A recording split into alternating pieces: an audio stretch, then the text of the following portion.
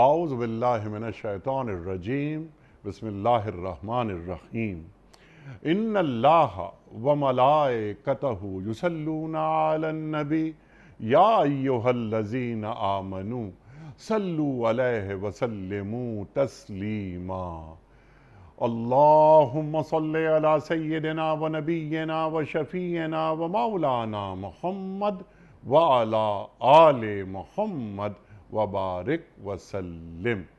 محترم خواتین و حضرات، السلام علیکم۔ پیام صبح کے ساتھ ایک بار پھر حاضر میں ہوں آپ کا میزبان انیق احمد۔ خواتین و حضرات، پیام صبح دراصل قرآن کریم کو سیکھنے کا ایک پروگرام ہے، سمجھنے کا ایک پروگرام ہے۔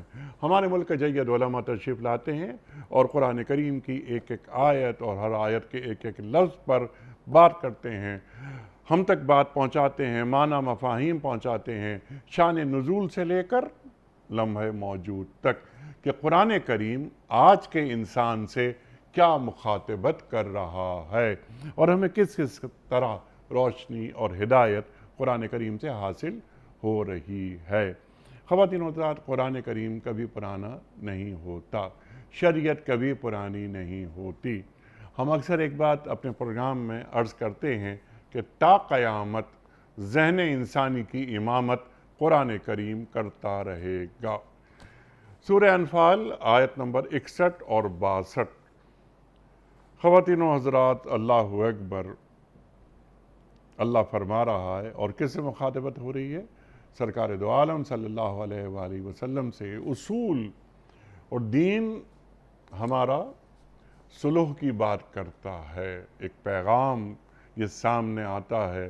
مسلمان جو لوگ یہ کہتے ہیں کہ جنگجو ہیں، لڑائی کی طرف مائل ہو جاتے ہیں، کچھ لوگ تو باربیرینز کہنے لگے ہیں، ابھی دین کیا بتا رہا ہے، قرآن ہمیں کیا سمجھا رہا ہے، اور سرکار دو عالم صلی اللہ علیہ وآلہ وسلم کے ذریعے ہم تک اللہ بات پہنچا رہا ہے کہ اے نبی صلی اللہ علیہ وآلہ وسلم، اگر دشمن صلح اور سلامتی کی طرف مائل ہوں تو آپ بھی اس کے لیے آمادہ ہو جائیے۔ اللہ اکبر، اللہ اکبر، اور اللہ پر بھروسہ کیجئے۔ اب یہاں پر توکل، اللہ پر بھروسہ کسے کہتے ہیں، یہ بھی ہم سوال رکھیں گے اپنے عہد کے جید عالم دین کی خدمت میں۔ خواتین و حضرات، یہ صلح جو ہو رہی ہے یا یہ جو جنگ ہو رہی ہے، اللہ کے بھروسے ہی پر ہو رہی ہے۔ یہاں تو صلح کی بات ہو رہی ہے نا، کس لیے؟ اللہ بیان فرماتا ہے کہ سمیع اور علیم دو صفات آئیں اللہ کی۔ اللہ سننے والا ہے، جاننے والا ہے۔ اللہ فرماتا ہے کہ اور اگر وہ دھوکے کی نیت رکھتے ہوں، یہ صلح ہو رہی ہے، ایک منافقانہ انداز ہے کہ فی الحال صلح کر لیتے ہیں، لیکن جیسے ہی موقع ملے گا ہم حملہ کر دیں گے اور جنگ دوبارہ جاری ہو جائے گی۔ اللہ فرما رہا ہے کہ اگر وہ دھوکے کی نیت رکھتے ہوں تو آپ کے لیے اللہ کافی ہے۔ توکل سے جوڑیں گے اس بات کو۔ اللہ کافی کب ہوتا ہے اور کیسے ہوتا ہے؟ اللہ اکبر، وہی تو ہے جس نے اپنی مدد سے اور مومنوں کے ذریعے سے آپ کی تائید کی۔ خواتین و حضرات، یہ اتنے سارے موضوعات ہیں، انشاءاللہ کوشش کریں گے کہ ایک مخصوص وقت میں ان تمام کا احاطہ کر لیں۔ سیکھیں گے محترم مولانا شجاع الدین شیخ صاحب سے۔ خواتین و حضرات، شیخ صاحب سے کون واقف نہیں، شاگرد خاص محترم ڈاکٹر اسرار احمد صاحب علیہ الرحمہ، پیام صبح کا لازمی جز، طویل عرصے سے ہمارے ساتھ ہیں اور ہمیشہ ہم شیخ صاحب سے سیکھتے ہیں۔ شیخ صاحب کو خوش آمدید کہتے ہوئے پروگرام کا آغاز اللہ تعالیٰ کے بابرکت نام سے، سورہ انفال آیات 61 اور 62۔ اعوذ باللہ من الشیطان الرجیم، بسم اللہ الرحمن الرحیم۔ وَإِن جَنَحُوا لِلسَّلْمِ فَاجْنَحْ لَهَا وَتَوَكَّلْ عَلَى اللَّهِ इन्नहु हुवस्समीउल अलीम व इन युरीदू अन यख़दऊक फ़इन्न हस्बकल्लाह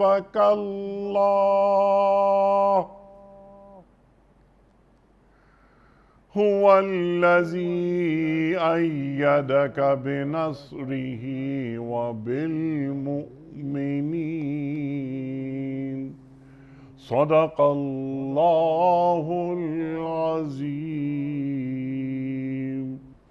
और ए नबी सल्लल्लाहु अलैहि वसल्लम, अगर दुश्मन सुलह और सलामती की तरफ माइल हों तो आप भी इसके लिए आमादा हो जाइए और अल्लाह पर भरोसा कीजिए। यकीनन वही सब कुछ सुनने और जानने वाला है। और अगर वो धोखे की नीयत रखते हों तो आपके लिए अल्लाह काफ़ी है। वही तो है जिसने अपनी मदद से और मोमिनों के ज़रिए से आपकी तायीद की। ख़वातीन व हज़रात, इससे पहले कि हम रखें आज के प्रोग्राम के हवाले से पहला सवाल मोहतरम शेख साहब की खिदमत में, उससे कबल कल के पूछे गए सवाल का दुरुस्त जवाब और आज का सवाल आपकी खिदमत में। कल का सवाल ये था कि कुरान करीम की किस सूरत में नमाज जनाजा पढ़ने का हुक्म आया है। दुरुस्त जवाब सूरह तौबा में। आज का सवाल नोट फरमा लीजिए।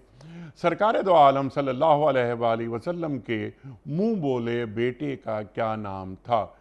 फर्स्ट ऑप्शन हज़रत ज़ैद बिन मुसन्ना रज़ियल्लाहु ताला अन्हो, या हज़रत ज़ैद बिन हारिसा रज़ियल्लाहु ताला अन्हो, या हज़रत ज़ैद बिन साबित रज़ियल्लाहु ताला अन्हो। जो दुरुस्त जवाब आप समझते हो रवाना फरमाइए। हमारे फ़ोन नंबर्स हैं 009221345270009।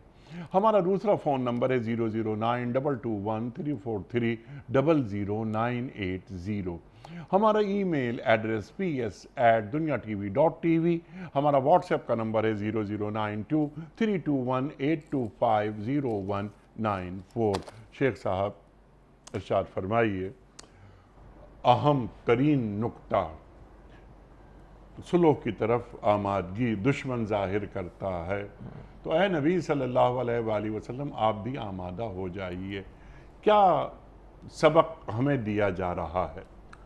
बिस्मिल्लाहिर्रहमानिर्रहीम। अल्लाहुम्मा सल्लि व सल्लिम अला नबिय्यिना मुहम्मद रब्बि इश्रह ली सदरी व यस्सिर ली अमरी वहलुल उक़दतम मिन लिसानी यफ़क़हू क़ौली वजअल ली वज़ीरम मिन अहली आमीन या रब्बल आलमीन।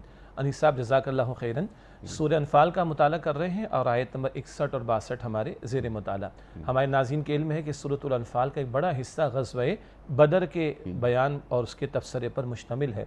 तो पहला बाकायदा ये मारका हुआ है। मुहिम्मात तो बदर से पहले भी हुज़ूर अलैहिस्सलाम ने रवाना की हैं, एक्सपीडिशंस जिन्हें कहा जाता है, लेकिन पहला बाकायदा मार्का जिसको कुरान यौमुल फुरक़ान कहते हैं वो बदर का मार्का है।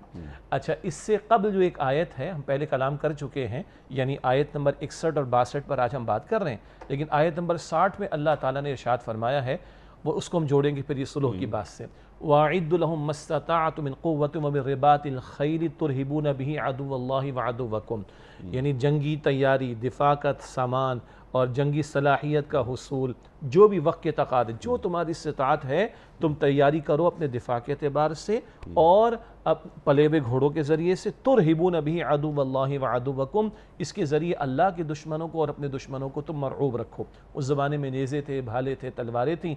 आज मिज़िल टेक्नोलॉजी होगी, एटमी सलाहियत होगी और कल कोई और शय हो सकती है। तो ये उम्मत मुस्लिमा का फ़र्ज़ है कि वो जंगी सलाहियत को बढ़ाए। हाँ, ये सूरह अनफ़ाल ही बता देती है कि मुसलमान की जंग मकसद के साथ होती है, वो माली गनीमत और किश्वर कुशाई के लिए नहीं हुआ करती, बल्कि सूरह अनफ़ाल ही की आयत नंबर 39 में 39 में वक़ातिलुहुम हत्ता ला तकून फ़ितना व यकून दीन कुल्लुहु लिल्लाह, क़िताल करो, जंग करो इनके खिलाफ यहाँ तक कि फ़ितना बाकी न रहे और दीन कुल का कुल अल्लाह सुब्हानो ताला के लिए हो जाए। यानी अल्लाह ताला ने और अल्लाह के रसूल अलैहिस्सलाम ने जंगी मामलात को भी तहज़ीब सिखा दी है, जंग को बामकसद भी बनाया और उसको तहजीब भी सिखा दी।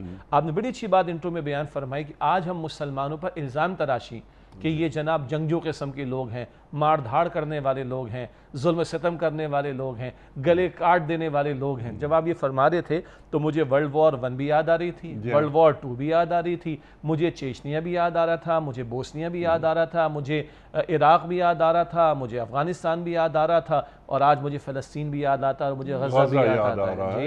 جی ہم مسلمانوں سے بڑھ کر پچھلی 1 صدی میں جانے کس کی گئیں؟ ہم مسلمانوں سے بڑھ کر کس پر ظلم و ستم ڈھایا گیا، اور عجیب بات ہے ہمیں کہا جاتا ہے کہ ظالم. ہماری کتاب تو پڑھ لو، ہمارے پیغمبر علیہ السلام کا اسوہ تو دیکھ لو. ایک بات. اگلی بات، یہ بات بھی اپنے انٹرو میں بیان فرمائی کہ محض جنگ برائے جنگ کا معاملہ نہیں ہے دین میں. جنگ کو بھی دین نے تہذیب سکھائی ہے، مقاصد بتائے ہیں. لیکن کیا کمال کی بات ہے، میں نے کیوں آیت نمبر 60 کا حوالہ دیا؟ آیت نمبر 60 تو ابھار رہی ہے جنگی صلاحیت کے لیے، جنگی ساز و سامان کی صلاحیت کے لیے. آیت نمبر 60 کے آخر میں انفاق کا تقاضا ہے، اس کے لیے مال بھی خرچ کیا جائے گا، اپنے دشمنوں کو اور اللہ کے دشمنوں کو مرعوب رکھو. اور آیت نمبر 61 میں کیا بات آ گئی جو آج ہم مطالعے میں لا رہے ہیں؟ صلح کی بات آ رہی. انیس صاحب، یہ توازن اللہ کے کلام میں ہی ملتا ہے. ہم انسان ہیں، عدم توازن کا شکار ہو جاتے ہیں، ایکسٹریمز پر چلے جاتے ہیں، انتہا پر چلے جاتے ہیں. اللہ کے کلام میں توازن ملتا ہے. اچھا، اسی کی ایک بہترین مثال ہے، کیونکہ یہ جو موضوع آپ نے اٹھایا انٹرو میں، اس سے وہ مقام بھی بڑا قیمتی جڑ جاتا ہے. سورہ توبہ کی آیت نمبر 5 کا اگر ہم مطالعہ کریں، سورہ توبہ بسم اللہ بھی نہیں اس کے آغاز میں، بڑا عذاب لے کر وہ آیات آ رہی ہیں، اور مشرکین مکہ کو الٹیمیٹم دیا جا رہا ہے. آپ کے استاد ڈاکٹر اسرار احمد کیا فرماتے تھے سورہ توبہ کے تعلق سے؟ کہ یہ وہ سورت ہے کہ جو اپنے ہاتھ میں تلوار لے کر نازل ہوئی ہے. اللہ اکبر کبیرہ. اور سیدنا علی کیا فرماتے ہیں؟ کیونکہ اللہ کی صفت رحمان اور رحیم کیا اس کی شان ہے، لیکن یہاں تو عذاب کے نزول کا معاملہ آ رہا ہے. یہ ایک حکمت سیدنا علی بیان فرماتے ہیں، یہ اپنی جگہ. لیکن آپ نے بجا فرمایا استاد محترم ڈاکٹر اسرار صاحب کے تعلق سے. آیت نمبر 5 میں بڑی پیاری بات ہے. ادھر قرآن کہہ رہے ہیں کہ جہاں 4 مہینے کی مہلت، پھر اس کی تفسیر ہے جہاں ملے اڑا دو. یہ بڑے زبردست یعنی سخت الفاظ آئے. لیکن جہاں یہ سخت الفاظ آئے ہیں، اگلی آیت نمبر 5 سورہ توبہ، وَإِنْ أَحَدٌ مِّنَ الْمُشْرِكِينَ اسْتَجَارَكَ فَأَجِرْهُ حَتَّى يَسْمَعَ كَلَامَ اللَّهِ ثُمَّ أَبْلِغْهُ مَأْمَنَهُ ذَلِكَ بِأَنَّهُمْ قَوْمٌ لَا يَعْلَمُونَ. قرآن کا توازن دیکھیں. اگر یہ جنگی حالات ہیں اور 9 ہجری ہے اور 21 برس ہو چکے ہیں ان کو دعوت دیتے دیتے، اب ان کے بارے میں آخری الٹیمیٹم آ رہا ہے جہاں ملے گردنیں اڑا دو. لیکن آیت نمبر 5 کیا ہے سورہ توبہ کی؟ مشرکین میں سے تمہیں میدان جنگ میں کوئی ملے اور تم سے پناہ طلب کرے تو تم پناہ دے دو، اور اس کو اللہ، یہاں تک کہ اللہ کا کلام اس سن لے، پھر گن پوائنٹ پہ قبول نہ کروانا. ثم ابلغ مأمنہ، اس کے جائے امن تک اس کو پہنچاؤ. کیوں؟ سوچ لے اور فری ول سے اسلام قبول کرے، ڈنڈے کی زور پہ نہیں. پھر قرآن کیا اس کو مارجن دے رہا ہے؟ ذَلِكَ بِأَنَّهُمْ قَوْمٌ لَا يَعْلَمُونَ. یہ وہ لوگ ہیں جن کو علم نہیں ہے. 21 سال سے ان کو سنایا جا رہا ہے اور اللہ اتنا مارجن دے رہا ہے. آپ کی انٹرو سے میں نے بات لے کر یہ ناظرین کی گوش گزار کرنا چاہیے. یہ توازن اللہ کے کلام میں آپ کو ملے گا. ایک طرف ان کے لیے الٹیمیٹم بھی سورہ توبہ، اور ساتھ ان کو قرآن سنانے کا بھی آپشن بتایا جا رہا ہے. اور اب جو آیت زیر مطالعہ 61، اس میں صلح کی بات آ رہی ہے، جبکہ آیت نمبر 60 میں جنگی صلاحیت کے حصول کی بات آئی. یہ وہ توازن ہے جو خالق کے کلام میں ملتا ہے.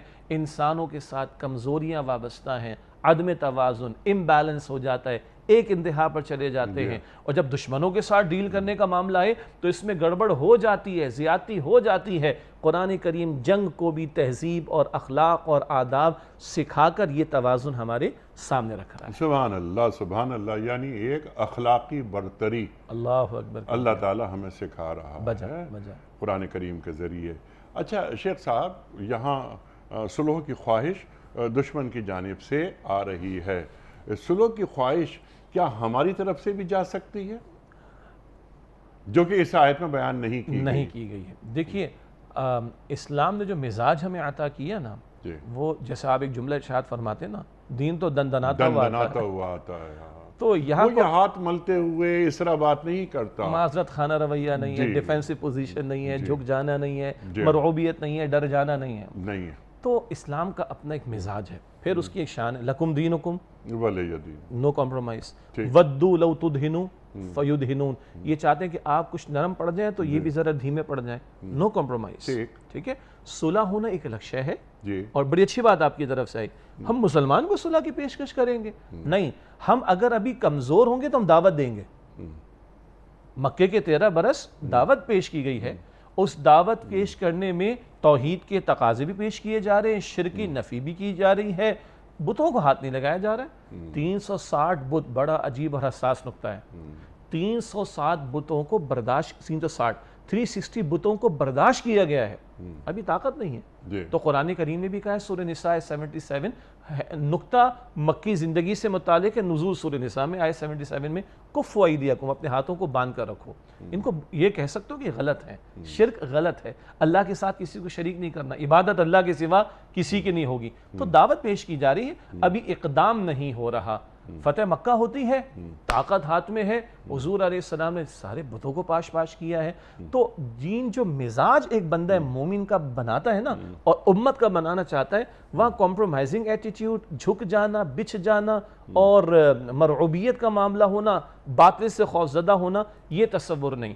تو اگر ہم ظاہری اعتبار سے، ایک ہے ایمان کی کمزوری بھی اور ایک ہے ظاہری اسباب کا بھی معاملہ، اگر ہمارے اندر کوئی کمزوری کا معاملہ ہے تو ہو سکتا ہے کہ ہم اگلے اسٹیپس پر نہ جائیں جس میں قتال فی سبیل اللہ کا معاملہ آئے گا اینڈ سو آن، لیکن دعوت بھی ہم جاری رکھیں گے، کمپرومائز نہیں کریں گے. تو سچی بات یہ ہے، ہماری طرف سے صلح کی پیش کر جانے کا مطلب تو ہے کہ ہم کمپرومائزنگ ایٹیٹیوڈ پر آ گئے، ہم ڈر گئے، ہم بچ گئے.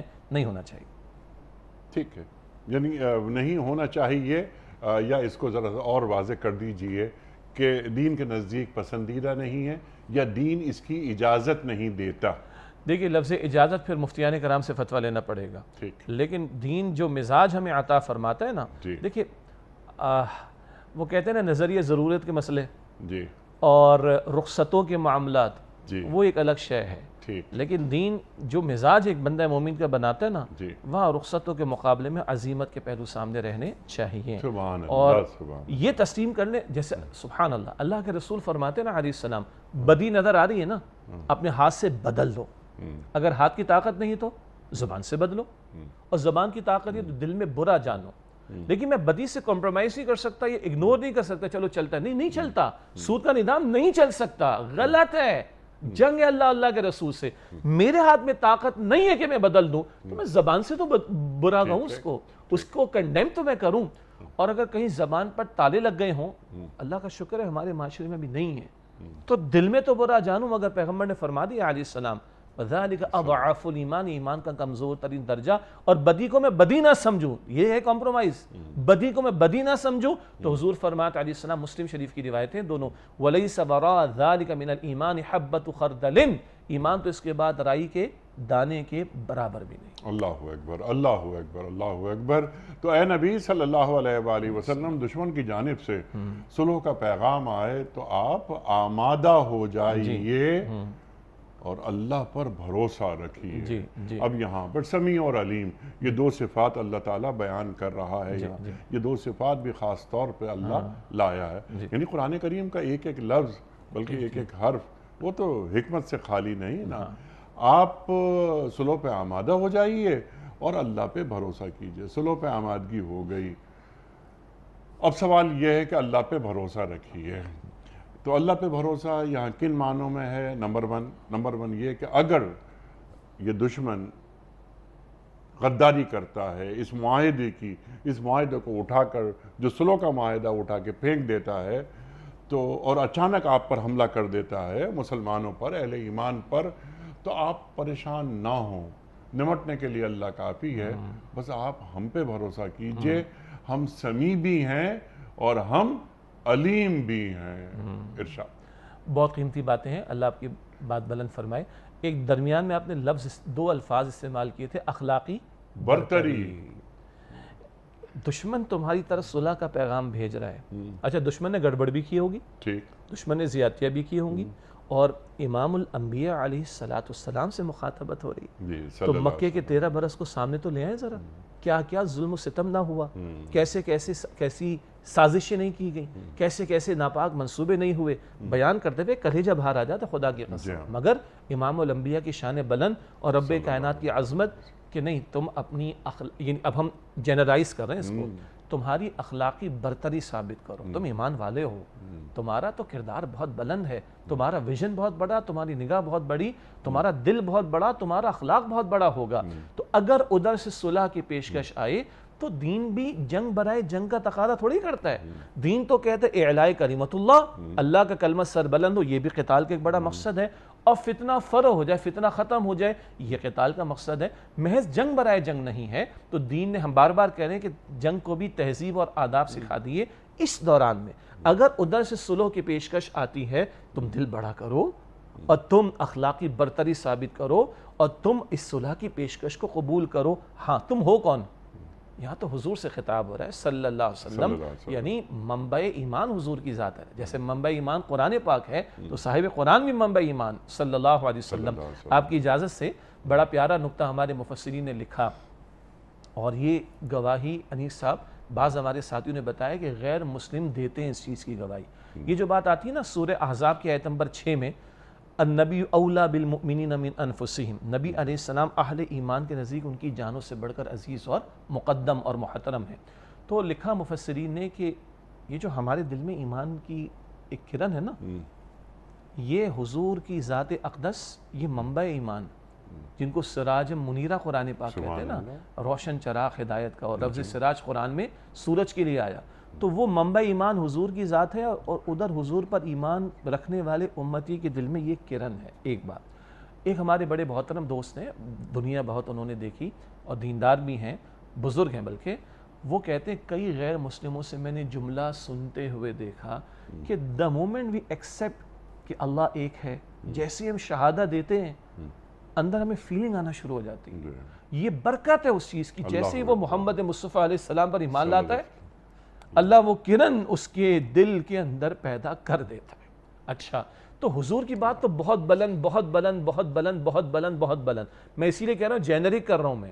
تم کون ہو؟ تم تو ایمان والے ہو. ایمان تمہارا کس پر ہے؟ اللہ پر. تم کیسے اللہ کو مانتے ہو؟ اللہ اکبر کبیرہ. مولانا مودودی علیہ رحمہ کا ایک جملہ یاد آتا ہے، جو لوگ معجزات کا انکار کرتے ہیں معاذ اللہ، اور اس کی سائنٹیفک ریزننگ تلاش کرنے کی کوشش کرتے ہیں، تو مولانا مودودی علیہ رحمہ کہتے ہیں تم کیسے اللہ کو مانتے ہو؟ مجبور اللہ کو مانتے ہو معاذ اللہ. استغفر اللہ. کہ موسیٰ علیہ السلام کے پیچھے فرعون آیا تو وہ لو ٹائیڈ ہو گیا تو موسیٰ علیہ السلام نکل گئے بنی اسرائیل کو لے کے، اور ہائی ٹائیڈ ہوئی تو فرعون غرق ہو گیا. کہا تم اللہ کو ماننے کا تکلف کیوں کرتے ہو؟ تم کیا مجبور اللہ کو مانتے ہو؟ محدود قوت رکھنے والے اللہ کو مانتے ہو؟ وہ اللہ علی کل شیء قدیر ہے. یہ کل کا لفظ ڈاکٹر صاحب ہمارے استاد کہتے تھے، یہ لفظ کل میں پناہ ہے بندے مومن کے لیے. کیا ہم اللہ کو سمجھ سکتے ہیں؟ امپاسبل. اس کی ذات تو بہت بہت بہت بہت بلند بات ہے. اللہ کی صفات کا بھی احاطہ کرنا ممکن نہیں. تو یہ لفظ کل آتا ہے دو باتوں کے ساتھ، وَهُوَ عَلَىٰ كُلِّ شَيْءٍ قَدِيرٌ وَهُوَ بِكُلِّ شَيْءٍ عَلِيمٌ. شیء اور قدیر، یہ قدرت اور علم کے ساتھ، معاف کیجئے گا، علم اور قدرت کے ساتھ یہ لفظ بار بار آتا ہے کل کا لفظ. کتنا قدیر ہے اللہ، I cannot imagine, I cannot measure or quantify. ہر بات پر قدرت رکھنے والا ہے. تو تم اللہ کو مانتے ہو جو اس پوری کائنات کا خالق ہے، جس نے سمود اور عاد کو تباہ و برباد کر دیا، بڑی بڑی نافرمان قوموں کو برباد کر ڈالا، جو پوری کائنات کا چلانے والا ہے. تم اس اللہ کے ماننے والے ہو نا، تو یہ ان سے پریشان نہ ہو. تم اپنی اخلاقی برتری ثابت کرو اللہ پر توکل کر کے کہ کل اختیار اللہ بیدک الخیر، بھی کل اختیار اللہ کا ہے. وَهُوَ عَلَىٰ كُلِّ شَيْءٍ قَدِيرٌ. کوئی پتا اس کے اذن کے بغیر حرکت نہیں کر سکتا، اور وہ اللہ جو چاہے سو کر سکتا ہے، اور کوئی اس کے فیصلے کو روکنے اور ٹالنے والا نہیں. اس عَلَىٰ كُلِّ شَيْءٍ قَدِيرٌ اللہ کو مانو. اور ہمارے اس پروگرام میں کئی مرتبہ وہ آیت کا حصہ آپ بھی پیش کرتے ہیں، دیگر علماء بھی، سورہ زمر کا 24 پارے کے شروع میں، الیس اللہ بکاف عبدہ، کیا اللہ اپنے بندے کے لیے کافی نہیں؟ اچھا، اول یہ حضور مراد ہے صلی اللہ علیہ وسلم. واللہ یعصمک من الناس، اللہ لوگوں کے مقابلے میں آپ کی مدد فرمائے گا. اور جو امتی محمد مصطفیٰ پر ایمان رکھے صلی اللہ علیہ وسلم، اور حضور کے مشن کو تھامے، حضور کے کام کو تھامے، ہمارا تو یقین ہے اللہ اس کے لیے بھی کافی ہوگا، اللہ اس کی بھی حفاظت فرمائے گا۔ جو اگلی آیت میں بھی ہم بات کریں گے کہ یہ خیانت بھی تو کر سکتے ہیں، یہ لوگ ڈنڈے بھی تو مار سکتے ہیں، یہ دھوکہ بھی تو دے سکتے ہیں، تو آگے اللہ تعالیٰ بشارتیں بھی دے رہے ہیں۔ نفس مسئلہ اس وقت کیا ہے؟ اگر صلح کی پیشکش آئے آگے بڑھو، ہر جگہ تمہیں جنگ نہیں کرنی، ہر جگہ تمہیں اسلحہ نہیں اٹھانا، اور مقصد سامنے رہے اعلاء کلمت اللہ، فتنے کا خاتمہ ہونا۔ اس کے لیے جب جنگ کی ضرورت ہوگی تو جنگ بھی کی جائے گی، لیکن جب صلح کی پیشکش آئے اخلاقی برتری کا ثبوت پیش کرو، اللہ پر بھروسہ جو علی کل شیء قدیر ہے، آگے بڑھ کر صلح کی پیشکش کو قبول کر لو۔ سبحان اللہ، سبحان اللہ۔ اب یہ صلح کی جو پیشکش ہوتی ہے، یہ معاملات ہوتے ہیں، ایک عام آدمی کے ساتھ معاملہ نہیں ہوتا، یہ حکمران کے ساتھ ہوتا ہے، سپہ سالار کے ساتھ ہوتا ہے، آپ بہت اچھی طرح جانتے ہیں۔ تو یہاں جو بھروسہ اللہ پر کرنے کا درس دیا جا رہا ہے، یہ اصل میں ایک عام آدمی کو نہیں دیا جا رہا، یہ بڑوں کو دیا جا رہا ہے، تو جو امت کے بڑے ہیں۔ تو امت کے ایک امتی، ایک میں عام امتی، میں اللہ پہ بھروسہ، میرا دعویٰ ہے کہ مجھے اللہ پہ بھروسہ ہے، لیکن ایک سپہ سالار کا اللہ پہ بھروسہ، دونوں میں زمین آسمان کا فرق ہے نا۔ اقبال، اللہ اکبر، اقبال یاد آتے ہیں بہت زیادہ کہ میں نے اے میر سپاہ تیری سپاہ دیکھی ہے، قل هو اللہ کی شمشیر سے خالی ہے نیام۔ تو نیام میں قل هو اللہ کی شمشیر کا ہونا ضروری ہے، نمبر 1۔ اور پھر اقبال پھر یاد آتے ہیں کہ بھروسہ کر نہیں سکتے غلاموں کی بصیرت پر، کہ دنیا میں فقط مردان حر کی آنکھ ہے بینا۔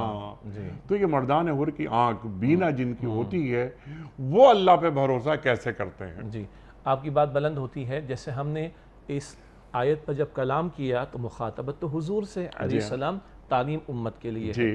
ابھی آپ نے بڑا اچھا نقطہ اٹھایا کہ صلح کا جب معاملہ آج کے دور کی ہم بات کریں تو ریاستوں کی سطح کا معاملہ آتا ہے نا، تو یہ عوام نے جا کے تھوڑی کوئی صلح کرنی ہے یا کوئی اگریمنٹ کرنا ہے یا ڈسکشن کرنی ہے، ڈیبیٹ کرنی ہے۔ یہ تو ریاست کو چلانے والے مقتدر طبقات ہوں گے، حکمراں ہوں گے، سپہ سالار ہوں گے، افواج کے ذمہ داران ہوں گے، اینڈ سو آن۔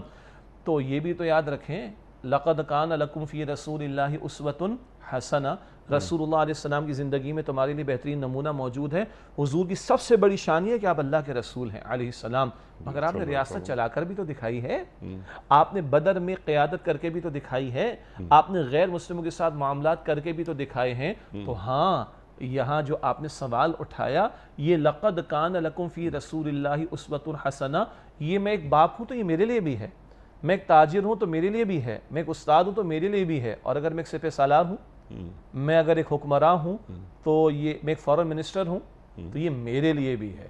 یہ ہم سب کو سوچنا پڑے گا۔ تو وجہ ہے کہ اس سطح پر تو جن بڑوں نے ڈیسیجنز لینے ہیں، یہ ان سے مخاطبت کا بھی پہلو آ گیا۔ اور اگلی بات یہ ہے، وہ بھی تو اللہ کو مانتے ہیں، ہم مسلمانوں کی بات کر رہے ہیں، وہ بھی اللہ کے رسول کو مانتے ہیں علیہ السلام۔ تو یہ جتنا درس ابھی ہم سمجھ رہے ہیں، جو میں نے زور دے دے کر کہا کہ اللہ علی کل شیء قدیر ہے، ذرا اس پر توکل کر کے تو دیکھو۔ وہ جو کہا کہ اٹھ باندھ کمر کیا ڈرتا ہے، پھر دیکھ خدا کیا کرتا ہے۔ اور جو آپ نے کہا نا وہ بینا والی بات، تو حدیث مبارک میں آتا ہے کہ اتقوا فراست المؤمن، کہ مومن کی فراست سے بچو، یعنی ڈرتے رہنا، وہ اللہ کے نور سے دیکھتا ہے۔ تو جب ادھر نور ایمان ہوگا انیق صاحب، تو میرے رویوں میں وہ اللہ کی توحید جھلکتی ہوئی نظر آئے گی۔ اللہ کی توحید فقط یہ نہیں کہ میں نے لا الہ الا اللہ کی ضربیں لگا لی اور میں نے ایک تسبیح مکمل کر لی اور اس کے بعد میں فارغ ہو گیا، نہیں، میرے معمولات، بلکہ سبحان اللہ حدیث میں آتا ہے نا، مومن وہ ہے جسے دیکھ کر اللہ سبحانہ وتعالی یاد آتا ہے۔ تو میری گفتگو ہوگی، میرا ڈیبیٹ کرنے کا معاملہ ہوگا، میرا گیو اینڈ ٹیک کا معاملہ ہوگا، معاملات کو طے کرنے کی بات ہوگی، یہ میری ڈیلنگز بتائیں گے کہ میں اللہ کو ماننے والا ہوں۔ تو بات یہ ہے اللہ کو ماننے والا ہوں یا اپنا ہر معاملہ اللہ پہ چھوڑنے والا ہوں، کیونکہ یہاں بھروسے کی بات ہو رہی ہے کہ اللہ کا ایک دشمن سے صلح ہو رہی ہے، نازک معاملات ہیں، اللہ پر بھروسہ تو ہم کرتے ہیں عام حالات میں، لیکن یہ خصوصی حالات، صلح ہمیشہ نہیں ہوتی، اب صلح ہو رہی ہے، یہاں فرمایا جا رہا ہے کہ اللہ پہ توکل کرو۔ تو ان معاملات میں، نازک معاملات میں، جب مومنانہ فراست کی روشنی میں فیصلہ ہو تو پہلی چیز اللہ پر بھروسہ ہے، ٹھیک ہے نا؟ بالکل صحیح۔ تو جو بڑے اللہ پر بھروسہ کیسے کرتے ہیں، میرا سوال سمپل یہ ہے کیا وہ اللہ پہ اپنے معاملات چھوڑ دیتے ہیں کہ اے اللہ تو نے قرآن میں یہ حکم دیا، ہم تجھ پہ بھروسہ کرتے ہوئے تیری جانب اپنا رخ سیدھا رکھتے ہوئے ہم سلو کر رہے ہیں، کیونکہ تو نے اے اللہ یہ بات ہمیں سمجھائی ہے ہمارے نبی کے ذریعے، اپنے کلام میں، اپنے کلام میں صلی اللہ علیہ وآلہ وسلم کے ذریعے۔ تو میں صرف آپ سے یہ سیکھنا چاہ رہا ہوں کہ اللہ پہ بھروسہ بڑے کیسے کرتے ہیں۔ ہمارے جو عوام الناس میں ہمیں لوگ مل جاتے ہیں بہت، آپ بھی دیکھتے ہوں گے کہ یہ وہ مرد مومن ہے کہ جو اللہ پہ بھروسہ کر رہا ہے، اور ایک وہ غریب آدمی ہے۔ آپ نے وہ سید ابو العلا مودودی رحمۃ اللہ علیہ کا بھی قول ایک نقل کیا، تو آپ ایک جگہ اور فرماتے ہیں کہ میں نے اللہ پہ بھروسہ کرنا ایک قلی سے سیکھا، سبحان اللہ، ایک قلی سے، یقیناً بالکل آپ جانتے ہیں۔ تو ایک قلی ہے، وہ بظاہر وہ سامان اٹھا رہا ہے، ڈھو رہا ہے، سامان لے کے جا رہا ہے، لیکن اللہ پہ بھروسہ جو اس قلی کا ہے۔ تو مولانا حیران رہ گئے کہ یہ اس قلی کے اندر اتنا توکل ہے کہ ٹرین لگ گئی ہے اور یہ نماز میں کھڑا ہے، سارے قلی تو دوڑے ہیں بجا۔ تو یہ ذرا بھروسے کو کھولیے، اللہ پہ بھروسہ کیا ہوتا ہے۔ جی انیس صاحب، آپ نے بڑی اچھی بات بیان فرمائی کہ جب صلح کے معاملات ہوتے ہیں وہ تو ملکی سطح پر بڑے حساس اور نازک مواقع ہیں۔ مجھے اجازت دیجئے، جب نارمل لائف میں بھی تو یہ ذمہ داران موجود ہوتے ہیں نا، تو کیا نارمل حالات میں ان کے طرز عمل سے یہ ثابت ہوتا ہوا دکھائی دے رہا ہے کہ اللہ تعالیٰ کی ذات ترجیح اول ہے، پیغمبر کی ذات ترجیح اول ہے، اللہ کا دین ترجیح اول ہے؟ مطلب میں ذرا تنقید ہی کر رہا ہوں بڑے ادب کے ساتھ اور بڑے افسوس کی کیفیت کے ساتھ، کہ اگر روٹین کے نارمل حالات میں ہم اللہ اور اس کے رسول علیہ السلام کے احکامات کو ترجیح نہیں دے رہے، تو نازک معاملات کے موقع پر ہم کھڑے کدھر ہوں گے؟ ہم تو اور بچھیں گے نا۔ یعنی ایک ٹیسٹ کیس ہے، ہم کتنے ہر دوسرے تیسرے پروگرام میں کلام کرتے ہیں، اللہ اور اس کے رسول سے جنگ ہے نا، سود کا معاملہ۔ یہ آج 77 برس مملکت خداداد کو ہو گئے۔ ہم نے 1973 کے آئین میں لکھا ہوا ہے آرٹیکل 38F میں کہ حکومت جلد از جلد سود کا خاتمہ کرے۔ آج تک اللہ اور اس کے رسول کے ساتھ ہم حالت جنگ میں ہیں۔ تو بتا دیجئے کہ اگر ہم اس کے ساتھ حالت جنگ میں ہوں، اللہ اور اس کے رسول کے ساتھ حالت جنگ میں ہوں، تو جب جنگی اور صلح والے معاملات کبھی ہم پر آ بھی جائیں گے تو کیا ان کی تائید و نصرت ہمارے شامل حال ہوگی؟ تو سچی یعنی ہم مستحق ہیں، ہم اپنے آپ کو غیر مستحق ثابت کر رہے ہیں۔ ٹھیک ہے، اب اسی بات کو ذرا سا اور آگے بڑھاتے ہیں۔ سبحان اللہ، بہت اچھی بات آپ نے فرمائی۔ 57 مسلمان ریاستیں ہیں جو OIC کے ممبرز ہیں۔ ان کی نفسیات، یعنی رہنے بسنے والوں کی نفسیات اور ان کے بڑوں کی نفسیات، حکمران کی نفسیات، مسلمان حکمران کی نفسیات کیا ہوتی ہے، جس کی تعمیر تشکیل کون کرتا ہے؟ اللہ اور اللہ کے رسول صلی اللہ علیہ وآلہ وسلم۔ آج جو اقوام متحدہ کے ممبرز ہیں، یعنی مسلمان ریاستیں اور غیر مسلم ریاستیں، کیا دونوں کی نفسیات یکجا نہیں ہو گئی ہیں اور ایک جیسی نہیں ہو گئی؟ جبکہ مسلمان کو، اہل ایمان کو سوچنے کا انداز، دنیا کو دیکھنے کا انداز، یا جسے ہم کہتے ہیں نا کہ دین کا ورلڈ ویو، تو دین کا ورلڈ ویو ایک مسلمان سپہ سالار کا، ایک مسلمان حکمران کا مختلف ہونا چاہیے۔ جی جی جی، وہ اپنے آپ کو وارث سمجھتا ہے یا سمجھنا چاہیے، وارث وراثت نبوی صلی اللہ علیہ وسلم۔ اللہ کے رسول وراثت میں کیا چھوڑ گئے؟ قرآن چھوڑ گئے۔ اللہ کے رسول وراثت میں کیا چھوڑ گئے؟ اپنا اسوہ چھوڑ گئے۔ اللہ کے رسول وراثت میں کیا ہمیں عطا کر گئے؟ اپنا دین عطا کر گئے۔ تو ایک مسلمان کا ورلڈ ویو تو بہت بڑی بات ہے، اور پھر اس کا سپہ سالار ہو اور اس کے حکمراں ہوں، اس کے فارن منسٹرز ہوں، اور اس کے ریاستی مشینری کو چلانے والے لوگ ہوں، ان کا یا بارڈر پہ کھڑے ہو کر نعرہ تکبیر بلند کرنے والے ہوں۔ تو مسلمان ریاست کی حفاظت، اللہ اکبر، کیا معیار ہے، کیا مقام، کیا رتبہ اور کیا منصب اللہ اور اللہ کے رسول صلی اللہ علیہ وسلم اس سپاہی کو دے رہے ہیں جو بارڈر پہ کھڑا ہے۔ جی، اور ایک ٹکڑا زمین کا یہ مقصود نہیں ہے، ہاں، یعنی کہ یہ ساری زمین اللہ کی ہے، لہو ملک السماوات والارض. تو ایک مسلمان بندہ بھی سوچے گا، اس کو سوچنا چاہیے یہ زمین کا مالک اللہ ہے، تو زمین کے اوپر اللہ کا حکم نفاذ اس کا ہونا چاہیے. اللہ کے نبی نے محنت کر کے دکھائی، خلفائے راشدین نے آدھی دنیا تک یہ پہنچا کر دکھایا ہے. وقت فرصت ہے، کہاں کام ابھی باقی ہے، نور توحید کا اتمام ابھی باقی ہے. اس مقصد کے لیے پاکستان ہم نے لیا تھا. Quaid Azam was very clear کہ پاکستان منزل نہیں ہے، نشان منزل ہے. اور ہم نے دنیا میں دیکھ لیا کہ مغرب کے سرمایہ دارانہ نظام نے انسانوں کو غلام بنا کر چھوڑا، دولت کا پجاری بنا کر چھوڑا. 2 بڑی جنگیں دنیا دیکھ چکی ہے. اب اللہ نے ہمیں موقع دیا تو ہمیں اسلام کا عادلانہ نظام دنیا کے سامنے پریزنٹ کرنا ہے. یہ پاکستان ایک تجربہ گاہ ہے جی. لیکن آج ہمارا افسوس سے کہنا یہ پڑتا ہے کہ جس کو 77 برس سے لیے بیٹھے ہیں، کیا اس کو ہم واقعتاً اسلامی جمہوریہ پاکستان بنا سکے ہیں؟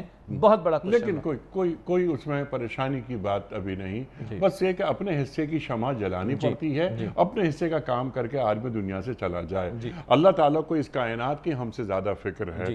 اللہ یعلم من خلق. ٹھیک ہے نا؟ بجا.